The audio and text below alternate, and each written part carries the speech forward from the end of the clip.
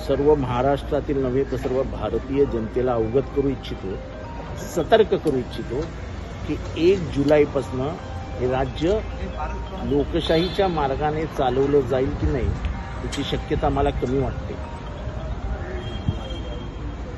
लोकसभेमध्ये मागच्या लोकसभेमध्ये जे कायदे पारित केलेत त्याच्यामध्ये 90 दिवसाचा तुरुंगवास हा असाच होऊ शकतो।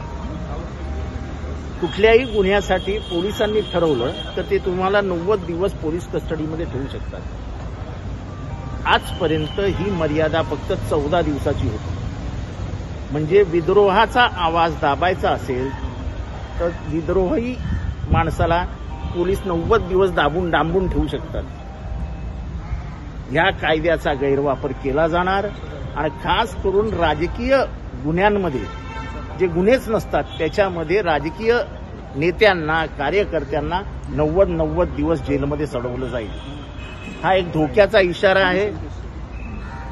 ह्यालाच पोलीस राज म्हणतात आणि ह्या पोलीस राज चालवणारे सत्ताधारी असतात आणि ह्यालाच फॅसिझम म्हणतात।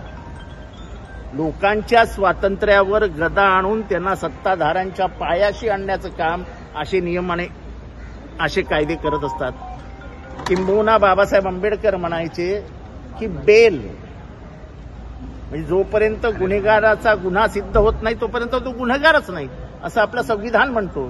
पण 90 दिवसासाठी एखाद्याला पोलीस कस्टडीमध्ये डांबून ठेवायचं हे मला वाटतं धोकादायक आहे। मी तमाम भारतातल्या राजकीय नेत्यांना प्रार्थना करतोय, विनंती करतोय की याच्यावरती एक व्हा, याचा प्रचंड गैरवापर होणार आहे।